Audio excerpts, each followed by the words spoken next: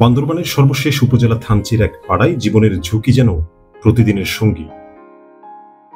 প্রায় 2 দশকের বেশি সময় ধরে পাড়ার একমাত্র ভাঙাচোরা কালভার্টটি দিয়েই যাতায়াত করছেন শিক্ষার্থী থেকে শুরু করে সাধারণ মানুষ পর্যন্ত। আধুনিকতার ছোঁয়া তো দূরের কথা, এই এলাকা যেন রাষ্ট্রের চোখেই পড়েনি। যেন এক ভুলে যাওয়া কোনো কোণ, যেখানে মানুষের জীবন, শিশুদের নিরাপত্তা এসবের কোনো মূল্য নেই। গ্রামের প্রবেশ মুখে পড়ে থাকা ভাঙ্গা কালভার্টটি এখন এক আতঙ্কের নাম। রোদে বৃষ্টিতে পাহাড়ি ঢলে যেটুকু কাঠ আর সিমেন্টের অবশিষ্ট অংশ এখনো দাঁড়িয়ে, সেটাই গ্রামের প্রায় 30টি পরিবার ও 200 জন মানুষের একমাত্র ভরসা।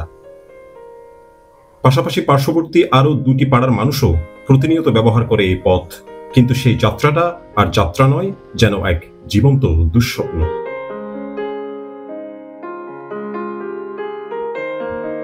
সরজমিনে গিয়ে দেখা যায় ভাঙ্গা এই কালভার্টটির 2 পাশে নেই কোনো সুরক্ষা কবচ। একজন মা কাপা গলায় বলছিলেন, আমার ছেলেটা স্কুলে যায়, ও কালভার্ট পার হওয়ার সময় আমি দূর থেকে চোখ রেখে থাকি, পড়ে গেল কিনা, ঠিক মতো পার হলো তো।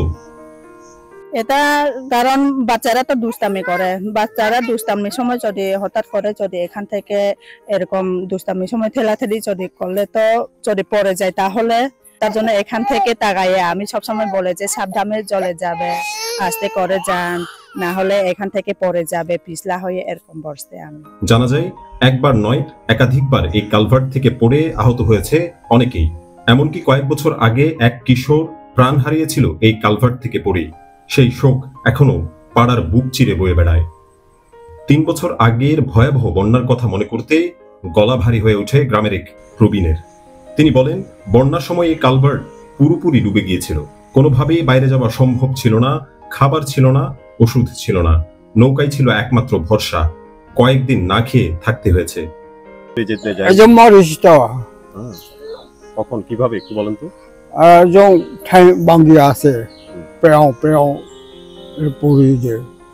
এই পাড়ার মানুষ যেন প্রতিনিয়ত মৃত্যুর সঙ্গে পা মিলিয়ে হাঁটে।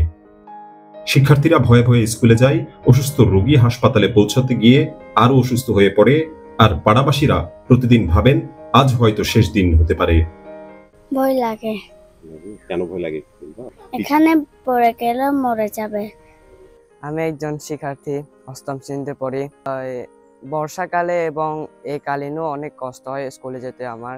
বর্ষাকালে অতিরিক্ত পিছলা হওয়ার কারণে স্কুল যাওয়া বন্ধ করে দিতে হয়। এই ব্রিজটা প্রায় 20-30 বছরের পুরনো হয়েছে, হাঁটা যাওয়া চলাচল খুবই কষ্ট হয়। আর সাইডে কোনো নিরাপদের জন্য দেওয়া নাই, আমাদের স্কুল যেতে ভীষণ কষ্ট হয়। মাঝে মাঝে আমাকে টিফিন খেতে আসতে হয় ঘরে।